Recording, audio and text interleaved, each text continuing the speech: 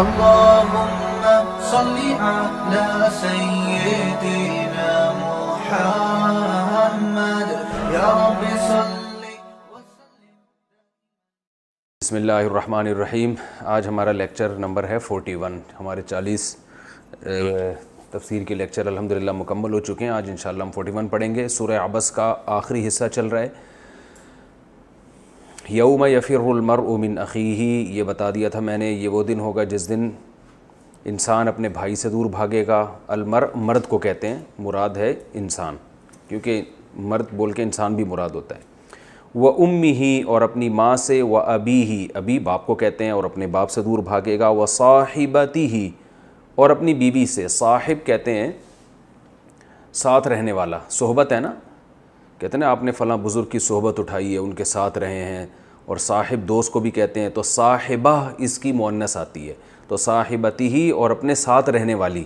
اس لیے میں لوگوں کو اس میں ایک علمی نقطہ بھی بیان کرتا ہوں کہ اللہ تعالیٰ نے جہاں بھائی کا ذکر کیا وہاں اللہ نے بھائی کہا ہے سیدھا سیدھا. جہاں ماں کا ذکر کیا وہاں ماں کہا ہے. جہاں باپ کا ذکر کیا وہاں باپ کہا.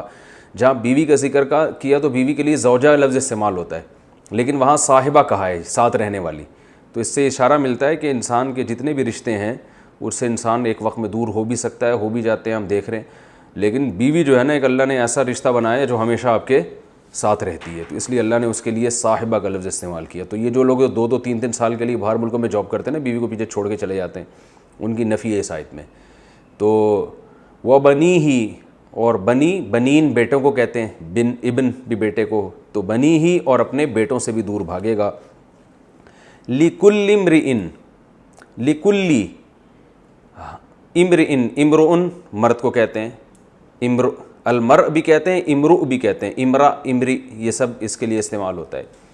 لِكُلِّ امْرِئٍ مِّنْهُمْ، ان میں سے ہر ایک مرد کے لیے، یعنی ہر ایک شخص کے لیے، یومئذ، جس دن ایسا ہوگا، شأن، ایک حالت ہوگی. شان کسے کہتے ہیں؟ حالت کو. ایک ایسی شان ہوگی، ایک ایسی حالت ہوگی، ایک ایسی کنڈیشن ہوگی، یغنیہ، اغنا، اغنا یغنی، غنی کر دینا، اغنیا اکرما کی طرح. تو یغنیو تھا اصل میں، تو یغنی پڑھتے ہیں. ایک ایسی شان ہوگی یغنیہ، جو اس شخص کو مستغنی کر دے گی، بے پرواہ کر دے گی. ہم یغنی کا ترجمہ یوں کریں گے، بے پرواہ. ٹھیک ہے نا، بے پرواہ لکھنے کی ضرورت نہیں ہے، یہ پہلے بھی لفظ آ چکا ہے. غنی کر دینا، بے پرواہ کا مطلب یہ ہے کہ ایسی حالت، یعنی اتنی ٹینشن میں ہوگا، اتنے مسائل میں ہوگا کہ وہ دوسرے سے غافل ہو جائے گا، دوسرے کی ضرورت محسوس ہی نہیں کرے گا. بس وہ کہے گا میری جان کسی طرح سے بچے. وجوہن، وجہ کی جمع وجوہ آتی ہے، وجہ چہرے کو کہتے ہیں. وجوہن، بہت سے چہرے، یومئذ، جس دن ایسا ہوگا، مسفراتن، چمکتے ہوئے ہوں گے. اسفرا یسفرو اسفارن، باب افعال. اور مسفر اس کا اسم فاعل آتا ہے، مسفراتن مؤنث آتی ہے. تو وجوہ چونکہ جمع ہے نا، تو اس کے لیے مؤنث کا لفظ استعمال ہوا، اکرم یکرم اکرامن کی طرح. اس کا معنی ہوتا ہے روشن ہونا، چمکنا. سفر کو بھی سفر کیوں کہتے ہیں؟ انسان اس میں ظاہر ہو جاتا ہے، یعنی اپنے شہر سے باہر نکل کے ایکسپوز ہو جاتا ہے نا، بالکل. تو اس میں یعنی یہ والا معنی پایا جاتا ہے، مسافر. اور اسفرا، روشن ہونا. تو بہت سے چہرے اس دن کیا ہوں گے؟ مسفراتن، روشن ہوں گے. اور صبح کو بھی، صبح کے وقت کو بھی اسفار کہا جاتا ہے. ضاحکۃ، ضحک عربی میں کہتے ہیں ہنسنے کو. ضحک یضحک، سمع یسمع کی طرح ہوتا ہے. ضاحکۃ، ہنس رہے ہوں گے. مستبشرۃ، خوش ہوں گے. بشارت سے نکلا ہے، بشارت خوشخبری کو کہتے ہیں. آپ کو پتہ ہے نا بھی اس کی بشارت دے دو. بشیر بھائی ہوتا ہے نا اردو میں، بشیر خوشخبری دینے والا. تو مستبشرہ یہ باب استفعال، استخراج کی طرح ہے، استخراج کی طرح. استبشار، تو اس کا اسم فاعل آئے گا مستبشر، مؤنث آئے گی مستبشرہ. تو خوش ہوں گے بہت سے چہرے، ہنس رہے ہوں گے. وجوہن، اور بہت سے چہرے ہوں گے، یومئذ، جس دن ایسا ہوگا، علیہا غبارہ، ان پر غبار ہوگا. غبر، غبار سے اردو میں یہ لفظ استعمال ہوتا ہے. ان چہروں کے اوپر غبار ہوگا، یعنی غبار آلود چہرے ہوں گے. یہ کنایا ہے پریشانی سے. جیسے آدمی جب پریشان ہوتا ہے نا تو اس کو اپنی فکر نہیں ہوتی, اس کا چہرہ ایسے ہوتا ہے جیسے گرد و غبار پڑا ہوا ہے, اس کی رونق اور نور ختم ہو جاتا ہے. ترحقوہا, ترحقو یہ تضربو کی طرح ہے, یضربو, یضربانی, یضربونا, تضربو, یہ والا صیغہ ہے. یہ ترحقو اس کا معنی ہوتا ہے چھا جانا. ترحقوہا قطرہ, قطرہ سیاہی کو کہتے ہیں.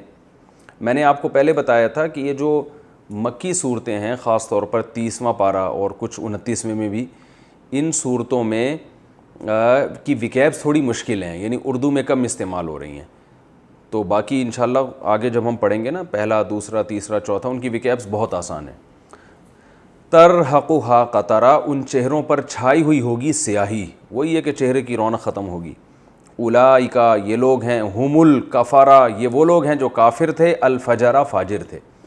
کافر کی جمع کفرہ بھی آتی ہے اور فاجر کی جمع فجرہ, کہ جیسے آیا تھا نا کرام بررہ, تو باررن کی جمع بررہ, تو فعلتن کا وزن عربی میں جمع کے طور پہ بھی استعمال ہوتا ہے, فعلتن. جیسے بررتن ہے, اور بھی قرآن میں بہت لفظ استعمال ہوئے ہیں, یہ ابھی اس وقت ذہن میں نہیں آ رہے. کفرتن, ٹھیک ہے نا, کافر, کافر کی جمع. تو یہ وہ لوگ تھے جو کافر تھے اور فاجر. فاجر کا معنی بھی گناہ کرنے والا, فاسق اور فاجر نہیں کہتے ہم, فجور یعنی برائی کرنے والے کو کہا جاتا ہے. تو یہ تو اس صورت کا پورا ترجمہ ہو گیا. اور اس صورت میں جو ہے اس کی تفسیر بھی میں نے تقریباً اسی کے دوران بیان کر دی ہے. میں تفسیر کا خلاصہ دوبارہ بیان کر دیتا ہوں. رسول اللہ صلی اللہ علیہ وسلم کے پاس ایک نابینا صحابی آئے. آپ صلی اللہ علیہ وسلم نے اس دوران ان سے چہرہ انور کو پھیر لیا. اس پر صورت نازل ہوئی کہ نبی صلی اللہ علیہ وسلم نے کی پیشانی پہ سلوٹیں آئیں, چیب جبی ہوئے, اور آپ نے اعراض کیا اس بات پر کہ ایک نابینا آپ کے پاس آیا, آپ کو کیا خبر کہ وہ ہدایت حاصل کر لیتا, او یذکروا یا کچھ نصیحت حاصل کر لیتا, فتنفعہ الذکریٰ اسے آپ کی نصیحت فائدہ پہنچاتی. اما من استغنا, بہرحال وہ شخص جو مستغنی ہے, جو بات سننا ہی نہیں چاہتا, فانت لہ تصدیٰ آپ اس کے پیاسے ہیں, آپ اس کے در پہ ہیں, آپ اس کی ہدایت کے پیچھے پڑے ہوئے ہیں. وما علیک الا یزکیٰ, اگر اس کو ہدایت نہیں ملتی تو آپ پر کوئی گناہ نہیں ہے, یعنی ابو جہل اور عتبہ ابن ولید وغیرہ. واما من جاءک یسعیٰ, اور وہ شخص جو آپ کے پاس دوڑتا ہوا آتا ہے, وہو یخشیٰ, وہ اللہ سے ڈرتا بھی ہے. فانت عنہ تلہیٰ, آپ اس سے غفلت برتتے ہیں, لہو کرتے ہیں اس سے. کلا, ہرگز ایسا نہیں ہے جیسے یہ مشرک سمجھ رہے ہیں کہ یہ سردار ہیں تو یہ جنت میں جائیں گے اور یہی اس قابل ہیں کہ ان کو نصیحت یعنی یہ زیادہ اہم لوگ ہیں. ایسا ہرگز نہیں ہے.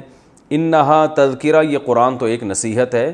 فمن شاء ذکر, جس کا دل چاہے اس سے نصیحت حاصل کرے, اس میں کوئی فرق نہیں ہے مالداروں اور غریبوں کا. فی صحف مکرمہ, اور اس قرآن کو عزت کی ضرورت بھی نہیں ہے کہ سردار لوگ ایمان لائیں تو اس کو عزت ملے گی, اس لیے کہ اللہ کے ہاں یہ ویسے ہی معزز ہے. فی صحف, ایسے صحیفوں میں ہے, مکرمتن جو عزت والے صحیفے ہیں, مرفوعتن بلند ہیں, مطہرتن پاکیزہ ہیں, یعنی لوح محفوظ میں جو ہیں. بِأَيْدِي سفارتن, سفیر کی جمع سفرہ, میں نے بتایا تھا نا کفارہ برارہ آ رہا ہے, تو سفیر کی جمع سفرہ آتی ہے. اور ایسے سفیروں کے ہاتھ میں ہیں کرامن, جو خود عزت دار ہیں, برارہ اور نیک ہیں. قتل الانسان ما اکفرا, تباہ ہو جائے انسان کیسی ناشکری کر رہا ہے. یعنی اللہ بتا رہے کہ اے نبی, آپ جو ان بڑے بڑے سرداروں کو آپ سمجھا رہے ہیں, ان کو خود بھی تو سوچنا چاہیے نا, کیسی ناشکری کرتا ہے انسان.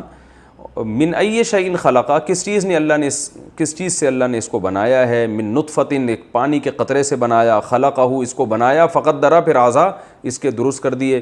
ثم السبیل یسرہ, پھر اس کے لیے راستے کو آسان کر دیا, ماں کے پیٹ سے نکلنا اس کے لیے آسان بنا دیا. ثم اماتہ, پھر اس کو موت دی. فاخبرہ, قبر میں پہنچا دیا. ثم اذا شاء انشرہ, جب چاہے گا اس کو دوبارہ زندہ کر لے گا. تو اتنے سارے تصرفات انسان, اور یہ اپنی سرداری پہ ناز کرتا ہے اور جو ہے اللہ کی آیات کا انکار کرتا ہے. کلا لما یقضی ما امرہ, ہرگز ایسا نہیں ہے. اصل بات یہ کہ انسان نے, اللہ نے جو اسے حکم دیا تھا اس احکام کو انسان نے پورا نہیں کیا. فَلْيَنظُرِ الْإِنسَانُ إِلَىٰ طَعَامِهِ, اللہ فرماتے انسان کو چاہیے اپنے کھانے کی طرف دیکھے. أَنَّا صَبَبْنَا الْمَاءَ صَبًّا, کیسے اس بات کی طرف دیکھے کہ ہم نے آسمان سے کیسے پانی انڈیلا. ثُمَّ شَقَقْنَا الْأَرْضَ شَقًّا, پھر کیسے ہم نے زمین کو پھاڑا ہے. فَأَنبَتْنَا فِيهَا حَبًّا, اور ہم نے اگائے اس میں دانے.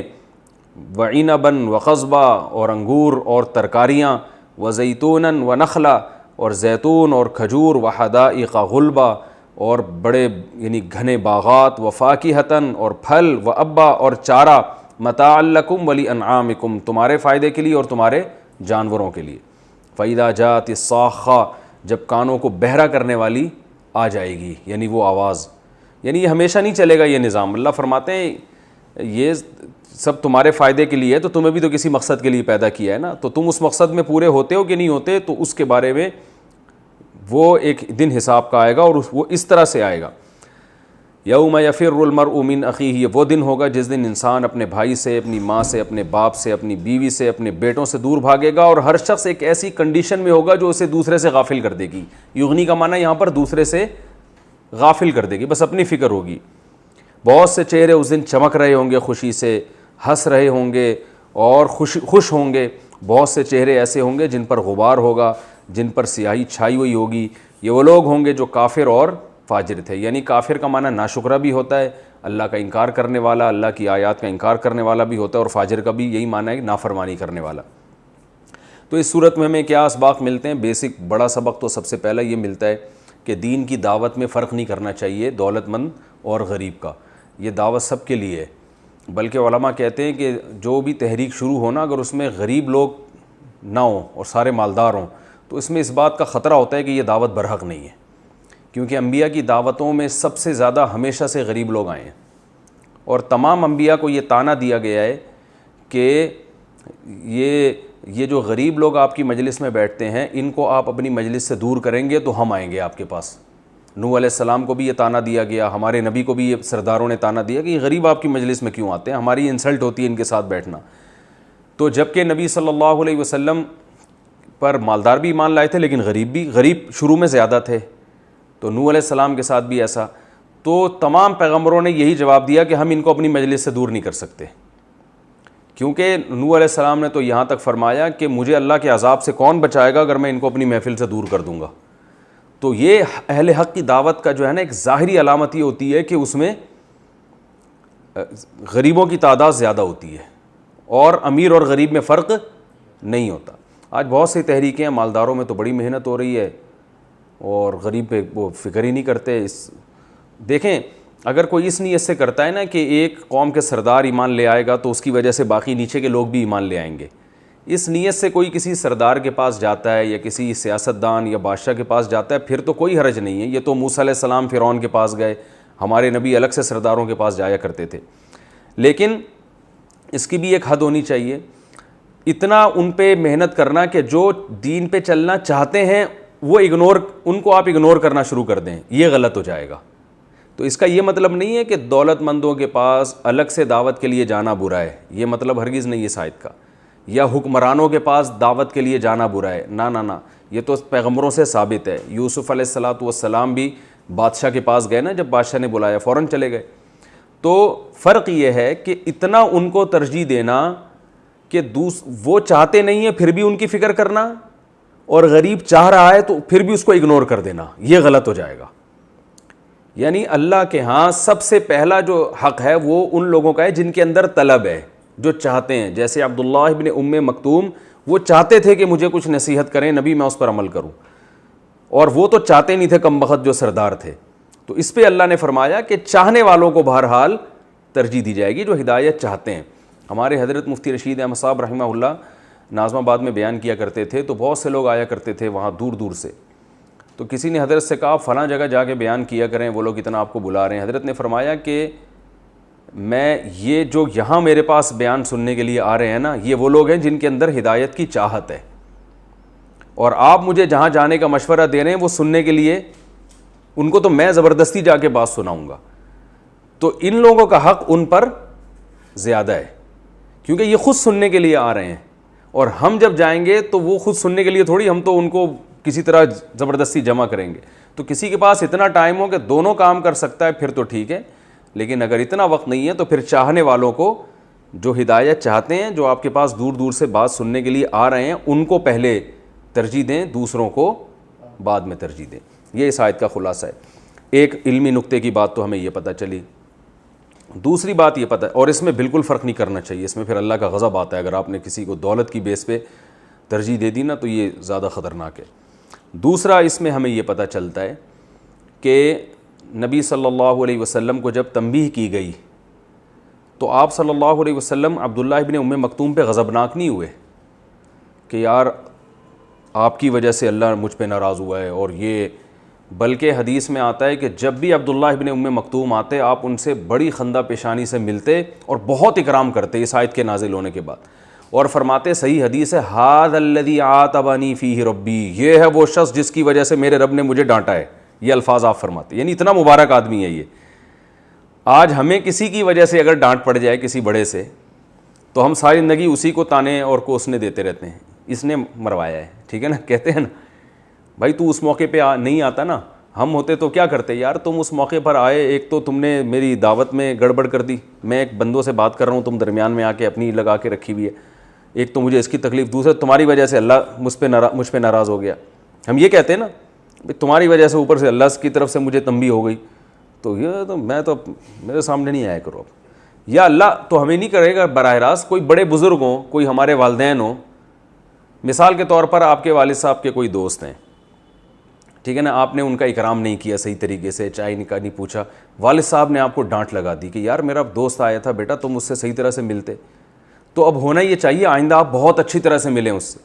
آپ کے دل میں بوجھ آ گیا یار اس کی وجہ سے میرے ابا نے مجھے ڈانٹا ہے، اس کی وجہ سے میرے ماموں نے مجھے ڈانٹا ہے، اس کی وجہ سے میری ماں سے مجھے ڈانٹ پڑی ہے، تو جو جس کے دل میں سلامتی ہوگی وہ کہے گا یار اس کی وجہ سے ڈانٹ پڑی ہے، اس کا مطلب یہ اس کی ویلیو میرے والدین کے دل میں بہت زیادہ ہے، تو وہ آئندہ پہلے سے زیادہ اکرام شروع کر دے گا۔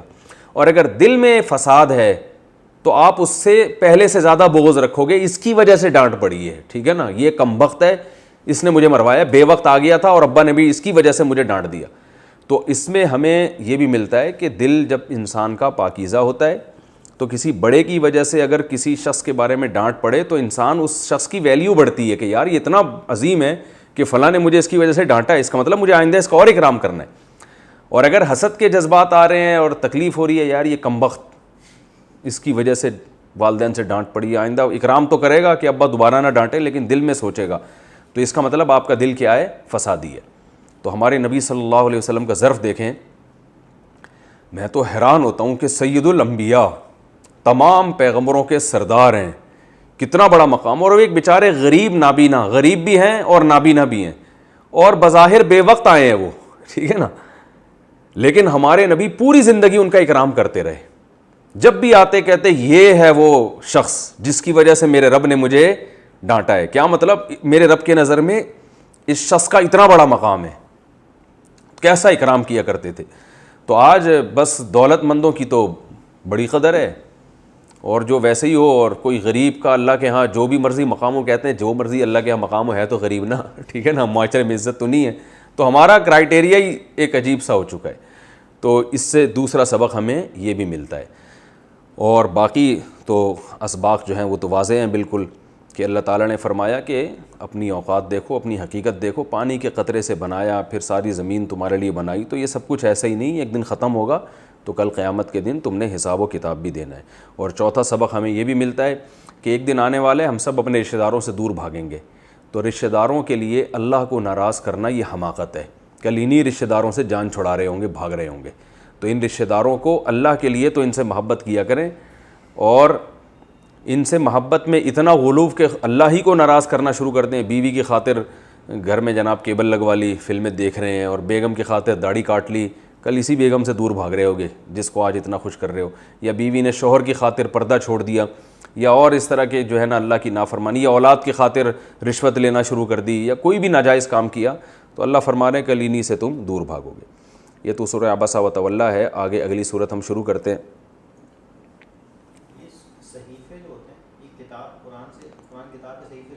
ہاں، بسم اللہ الرحمن الرحیم، اذا الشمس کورت واذا النجوم انکدرت واذا الجبال سیرت۔ یہ سورہ شمس بھی، اس کو سورہ تکویر کہتے ہیں، اس کا نام ہے سورہ تکویر۔ اذا الشمس کورت، اذا کا معنی جب، شمس سورج کو کہتے ہیں نا شمسی توانائی، یہاں مجھے چٹکلا یاد آ رہا ہے، ہمارے ساتھ ایک استاد سے بہت بیچارے نحیف سے نا، تو ہم کہیں سفر میں تھے، تو اب وہ اتنے کمزور تھے، ان پہ ہمیں ویسے ہی ترس آتا تھا، لیکن بڑے ہمت والے وہ سفر میں چلتے تھے ہمارے ساتھ. تو ہمارے کسی بڑے استاذ کا فون آیا، انہوں نے ہمارے کلاس فیلو سے پوچھا کہ وہ ان استاذ کا کیا حال ہے. تو وہ میرے کلاس فیلو نے کہا حضرت وہ تو صرف شمسی توانائی پہ چل رہے ہیں. ٹھیک ہے. تو بڑے استاذ نے بڑی سخت ڈانٹ لگائی ان کو کہ اپنے استاذ کے بارے میں ایسے الفاظ کیوں استعمال کر رہے ہو. تو وہ ہمارے کلاس فیلو تھے نا، وہ بہت سخت ڈانٹ لگائی، یار یہ اپنے استاذوں کے بارے میں ایسے لفظ استعمال کرتے ہیں. تو وہ واقعہ جو ہے نا، مجھے جب یہ شمسی توانائی کی بات آتی ہے نا، تو مجھے وہ پرانا واقعہ یاد آ جاتا ہے. تو وہ تو استاذ تھے، ایسا نہیں کہنا چاہیے، لیکن حقیقت یہ ہوتا ہے کہ سورج کی روشنی میں واقعی بڑی توانائی ہے. بہت سے لوگ کس پہ چل رہے ہوتے ہیں؟ شمسی توانائی پہ چل رہے ہوتے ہیں. اذا الشمس کوورت، جب سورج بے نور کر دیا جائے گا. کوورت سبحت کی طرح ہے، سبح یسبح، صحیح ہے نا، یسبح تسبیح بیان کرتا ہے وہ، اور سبح اس نے تسبیح بیان کی، سبحہ اس کی تسبیح بیان کی جائے. تو کورہ کا معنی اصل میں ہوتا ہے لپیٹنا. کورہ کا معنی کیا ہوتا ہے؟ کورہ یکور تکویرن، یعنی جب سورج لپیٹ دیا جائے گا، تو مطلب یہ کہ بے نور کر دیا جائے گا. وَإِذَا النُّجُومُ، نجوم نجم کی جمع ہے، نجم ستارے کو کہتے ہیں. وَإِذَا النُّجُومُ، اور جب ستارے انکدرت جھڑ پڑیں گے. انکدار کا معنی ہوتا ہے جھڑنا، کوئی چیز جھڑ جاتی ہے نا، تو یہ بھی ستاروں کے اپنی جگہ سے ہلنے سے کنایا ہے. یہ نہیں کہ ستارے کہیں چپکے ہوئے ہیں اور وہ ایسے جھڑ جائیں گے. یہ کیونکہ دیکھنے میں ایسا لگے گا نا، تو قرآن ایک بلاغت کی کتاب ہے، تو وہ ایسی تعبیر کرتا ہے جیسے جو ہمیں نظر آ رہی ہو. وَإِذَا، جیسے ہم کہتے ہیں سورج مشرق سے نکلتا ہے، سارا دن ہم یہی کہتے ہیں نا، حالانکہ یہ تو جھوٹ ہے، سورج تو نکلتا ہے نہیں، سورج تو اپنی جگہ کھڑا ہوا ہے، زمین گھوم جاتی ہے. لیکن لغت میں سائنسی حقیقت کو نہیں دیکھی جاتی کہ ہو کیا رہا ہے. لغت ہمیشہ مشاہدے پر بات کرتی ہے. اب آپ سے آپ کی امی نے پوچھا کہ بیٹا ذرا دیکھ کے بتانا سورج کس وقت نکلے گا، ہے بھائی ٹائم بتاؤ تاکہ میں نے فجر کی نماز پڑھنی ہے. آپ نے کہا امی میں نے ابھی گوگل پہ سرچ کیا، سورج تو نکلتا ہی نہیں ہے، تو یہ ٹائم ہی سارے غلط لکھے ہوئے ہیں، سورج تو نکلتا ہی نہیں ہے. زمین یوں کر، آپ یہ بولو زمین اس ایسے کب گھوم کے یوں جائے گی کہ سورج ہمیں نظر آنا شروع ہو جائے، اس کا ٹائم لکھا ہوا ہے. تو اماں بولے گی بیٹا یہ تم کسی لیبارٹری میں نہیں بیٹھے ہوئے، ٹھیک ہے نا، سیدھے سیدھے بتاؤ، کیونکہ ہمیں تو نکلتا ہوا نظر آتا ہے نا. تو قرآن چونکہ ایک ہدایت کی کتاب ہے، وہ سائنس کی کتاب نہیں ہے، تو وہ قرآن لوگوں سے لوگوں کی سطح پہ آ کے بات کرتا ہے. ہدایت کی کتاب ہے نا، تو لوگوں سے بات کرے گا اس سطح پہ آ کے جو لوگوں کی سطح ہے، جو ہر دور میں قابل قبول ہے. تو اس لیے قرآن نے یہ بھی کہا کہ سورج مشرق سے نکلتا ہے اور جو ہے نا سورج چل رہا ہے. یہ سب باتیں قرآن نے کی کیونکہ مشاہدہ میں یہی نظر آ رہا ہے، ورنہ حقیقت ایک سائنسی حقیقت وہ اس کے برخلاف ہو سکتی ہے. جیسے قرآن نے کہا کہ ذوالقرنین علیہ السلام گئے یعنی انتہائی مغرب کی طرف، تو اس سورج کو دیکھا کہ وہ کیچڑ میں غروب ہو رہا ہے. وہ کیا ہے، حتی اذا بلغ مغرب الشمس وجدها تغرب فی عین حمیۃ، ایک کیچڑ والے چشمے میں جو ہے نا سورج غروب ہوتا ہوا ان کو نظر آیا. تو چونکہ مشاہدے میں ایسے لگ رہا تھا کیچڑ میں غروب ہو رہا، حالانکہ کیچڑ میں تھوڑی غروب ہوتا ہے سورج، تو وہ تو جو ہے نا وہ. تو وَإِذَا النُّجُومُ انْكَدَرَتْ، جب ستارے جھڑ پڑیں گے، کیونکہ لگے گا ایسے ہی کہ اپنی جگہ سے ہل رہے ہیں. وَإِذَا الْجِبَالُ سُيِّرَتْ، اور جب پہاڑ چلا دیے جائیں گے. یہ سُيِّرت کا لفظ پہلے بھی آ چکا ہے. وَإِذَا الْعِشَارُ عُطِّلَتْ، عشار عشر سے نکلا ہے، عشر 10 کو کہتے ہیں. عربی میں عشار اس اونٹنی کو کہتے ہیں جو 10 ماہ کی گابھن ہو، جس کا حمل 10 مہینے کا ہو. 10 مہینے کا جب حمل ہوتا ہے تو بس وہ بچہ جننے والی ہوتی ہے. تو عرب میں وہ بہت قیمتی چیز ہوتی تھی. عرب میں اونٹ ایسے تھا جیسے آج BMW ہو یا لینڈ کروزر کسی کے پاس ہو، ایسی ویلیو تھی. اور خاص طور پہ وہ اونٹنی جو بچہ دینے والی ہے اس کی ویلیو سب سے زیادہ ہوتی تھی. تو اللہ نے فرمایا وَإِذَا الْعِشَارُ، جب 10 ماہ کی گابن اونٹنیاں عُطِّلَتْ چھوڑ دی جائیں گی. تعطیل سنا ہے نا، آج یوم تعطیل، چھٹی کا دن. عطل یعطل تعطیلا، بیکار چھوڑ دینا. آج یوم تعطیل ہے، مطلب آپ سب بیکار گھومیں گے. تو ہمارے ہاں زیادہ تر دن یوم تعطیل ہوتے ہیں پاکستان میں، کبھی کبھار کام کا ورکنگ ڈے بھی ہوتا ہے. پھر اس ورکنگ ڈے میں بھی لوگوں نے لیو لی ہوئی ہوتی ہے کوئی بیماری کی، تو بہت ہی سال میں 2-4 دفعہ ہی کوئی میرا خیال ہے ورکنگ ڈے آتا ہے ہمارے یہاں. تو وَإِذَا الْعِشَارُ عُطِّلَتْ، اور جب 10 ماہ کی گابن اونٹنیاں عُطِّلَتْ بیکار چھوڑ دی جائیں گی. کیا مطلب؟ یعنی قیامت کا دن ایسا ہولناک ہوگا کہ اتنے قیمتی مال کی بھی لوگوں کو پرواہ نہیں رہے گی. گابھن اونٹنیوں کی مثال اس لیے دی ہے کہ قرآن کے اولین مخاطب عرب ہے نا، تو ان کے ہاں سب سے قیمتی مال کیا تھا؟ یہ اونٹنی جو 10 ماہ کی گابھن ہو، یعنی حمل ہو اس کے پیٹ میں 10 مہینے کا. تو چونکہ وہ بچہ جننے والی ہے نا، اس کی بڑی ویلیو ہوتی تھی. تو اللہ فرماتے ہیں جب یہ بھی بیکار، یعنی اتنی ہولناکی کا دن ہوگا کہ لوگ اس قیمتی مال کی طرف بھی توجہ نہیں کریں گے. تو مراد یہ ہے کہ جتنا بھی قیمتی مال ہوگا انسان اس سے غافل ہو جائے گی. تو ہم دنیا میں بھی دیکھتے ہیں جب زلزلے آتے ہیں اور یہ آفتیں آتی ہیں تو لوگ بھول جاتے ہیں سب کچھ. اللہ سب کو بچائے. وَإِذَا الْوُحُوشُ، اور جب وحشی جانور، وحوش وحشی سے نکلا ہے، حشرت جمع کر دیے جائیں گے، یعنی شہر میں آ جائیں گے خوف کے مارے. جو جنگلوں کے جانور ہیں نا وہ بھاگ کے خوف کے مارے شہر میں جمع ہو جائیں گے. وَإِذَا الْبِحَارُ، بحر کہتے ہیں سمندر کو، بحار اس کی جمع آتی ہے. وَإِذَا الْبِحَارُ سُجِّرَتْ، سجرا یسجر تسجیرا، سبح یسبح تسبیحا کی طرح. اس کا معنی ہوتا ہے آگ لگانا، بھڑکانا. صرف آگ لگانا نہیں بلکہ آگ بھڑکانا. جب سمندروں کو، بحر کہتے ہیں سمندر کہتے ہیں نا، بحر الکاہل، بحر عرب ہوتا ہے کہ نہیں ہوتا، جب سمندروں کو بھڑکا دیا جائے گا یعنی اس میں آگ لگا دی جائے گی. وَإِذَا النُّفُوسُ، اور جب نفوس یعنی لوگ، نفس انسان کو کہتے ہیں، نفوس اس کی جمع. زُوِّجَت، جوڑے جوڑے بنا دیے جائیں گے. جوڑے جوڑے کا مطلب نیک لوگوں کو الگ اور برے لوگوں کو الگ کر دیا جائے گا، حصوں میں ڈیوائیڈ کر دیا جائے گا ان کو، ٹھیک ہے نا، الگ الگ جمع کر دیا جائے گا. یہ بھی اس کا ترجمہ کیا جاتا ہے. جب یعنی ڈیوائیڈ کر دیا جائے گا، مختلف جوڑے بنا دیے جائیں گے. زوجہ، زوج شوہر کو کہتے ہیں نا، زوجہ بیوی کو کہتے ہیں. زوجت سبحت کی طرح. یہ یعنی جب لوگوں کو کیا کر دیا جائے گا، تقسیم کر دیا جائے گا مختلف حصوں میں. جیسے سورہ واقعہ میں آتا ہے نا، اصحاب الیمین اور اصحاب الشمال اور والسابقون السابقون، 3 قسم کے لوگ ہو جائیں گے.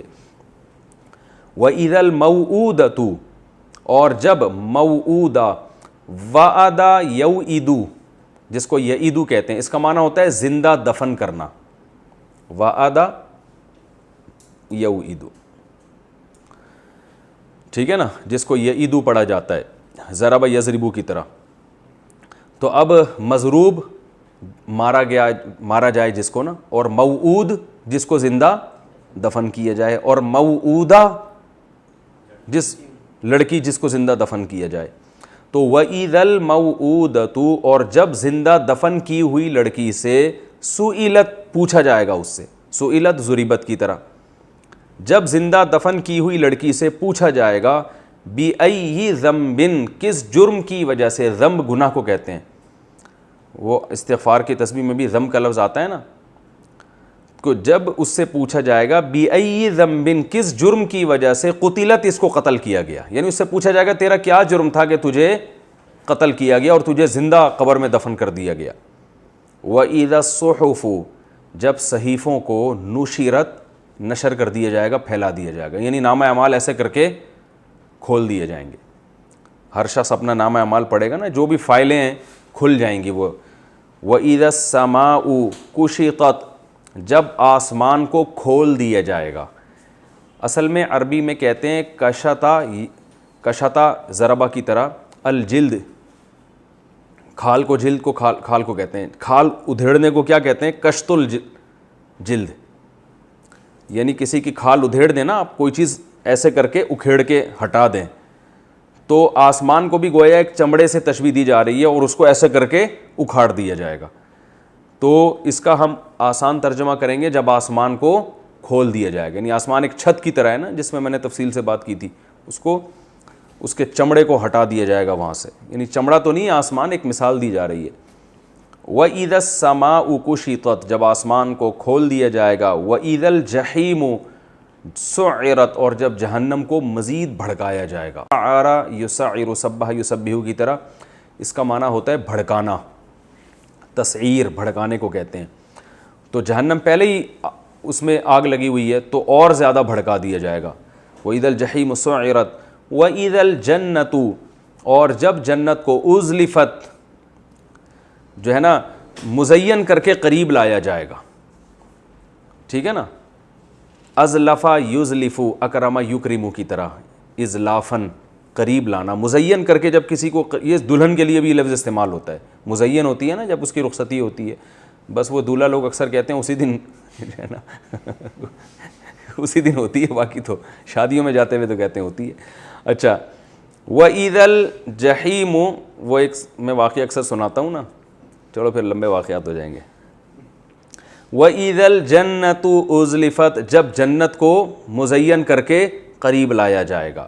عَلِمَتْ نَفْسٌ, تو ہر نفس, علیمت پہچان لے گا, علیمت علم یعلم جاننا, ضربت کی طرح ہے نا, ہر نفس, نفس کیونکہ مؤنث کا لفظ ہے نا اس لیے اس کے لیے علیمت استعمال ہوتا ہے. علیمت نفس, ہر نفس جان لے گا, ما, اس چیز کو, احضرت, جو اس نے حاضر کی ہوگی. احضر یحضر احضارا, اکرم یکرم اکراما, احضار کا معنی حاضر کرنا.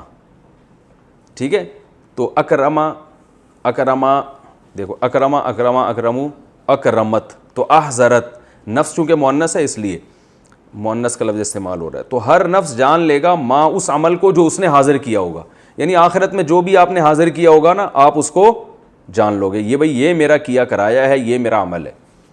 فلا اقسم بالخنس, پس میں قسم اٹھاتا ہوں. دیکھو عربی میں اقسما اکرما کی طرح نا, اقسما یقسم اقساما, اکرما یکرم اکراما, اس کا معنی قسم اٹھانا ہوتا ہے, اردو میں بھی یہ لفظ استعمال ہوتا ہے. تو لا اقسم کا مطلب عربی میں اقسم ہی ہوتا ہے.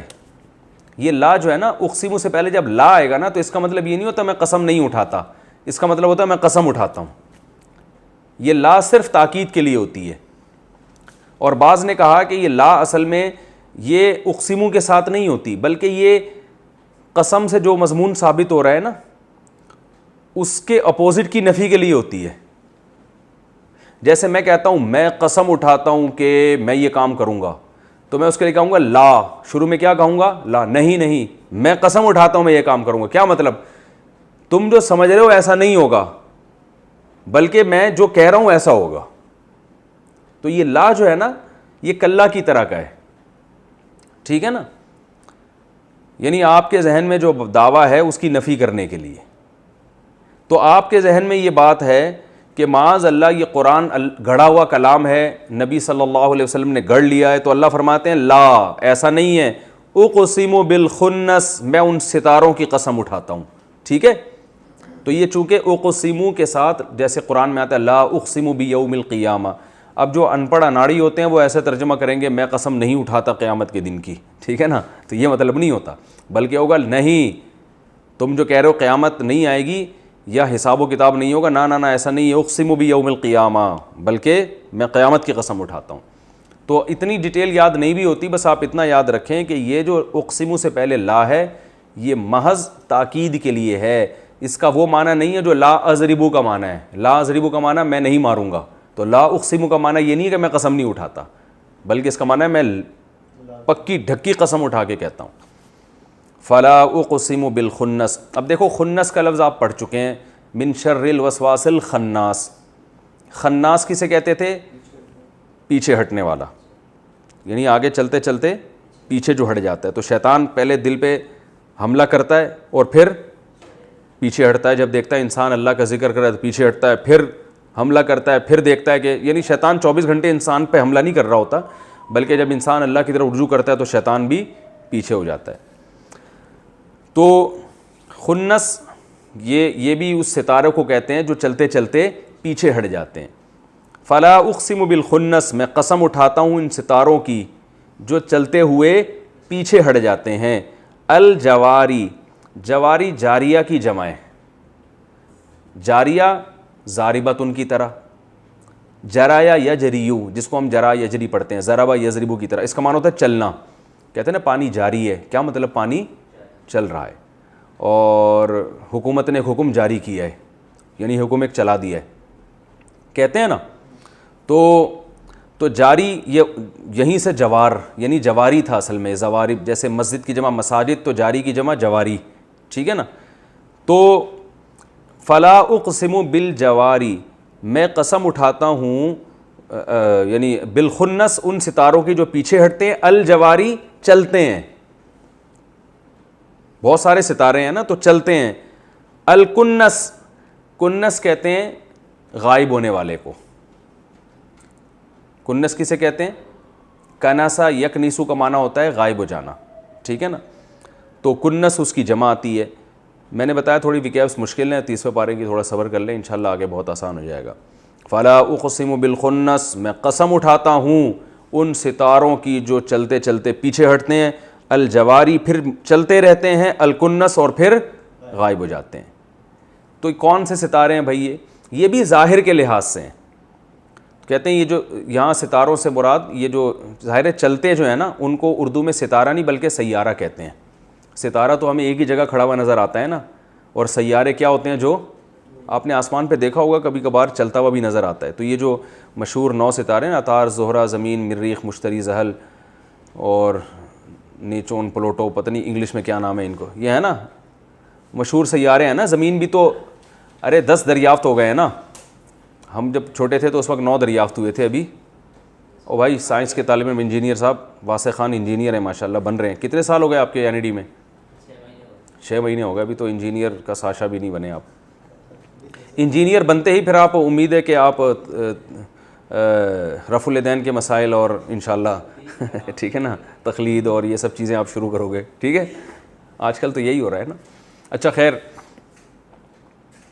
بتاؤ کتنے سیارے دریافت ہو چکے ہیں؟ تو بہرحال یہ جو سورج کے گرد گھومنے والے ستارے ہیں نا، سیارے، یہ مراد ہیں یہاں پہ. تو ان میں کچھ سیارے ایسے ہیں جو مشتری ہے یا زحل ہے، جو ہمیں ایسا لگتا ہے آسمان پہ چل رہے ہیں اور کبھی ایسے جا رہے ہوتے ہیں اور کبھی مخالف سمت میں چل رہے ہوتے ہیں. تو ہمیں چونکہ ایسا مشاہدہ نظر آتا ہے تو اللہ نے ان ستاروں کی قسمیں اٹھائیں. یہ مطلب نہیں ہے کہ ستارہ آگے جاتے جاتے ایک دم ریورس ہو جاتا ہے، یہ تو ہوتا نہیں ہے ایسا. تو یعنی یہ تو پاسبل نہیں ہے یعنی اسباب کی دنیا میں. تو کچھ ستارے ایسے ہیں، ستارے کہہ رہا ہوں، سیارے. سیارے کو انگلش میں کیا کہتے ہیں یار؟ پلینٹ نا. تو کچھ پلینٹ ایسے ہیں جو یوں جاتے جاتے کبھی یوں جا رہے ہوتے ہیں اور پھر پیچھے چل رہے ہوتے ہیں. آپ نے دیکھا کبھی آسمان؟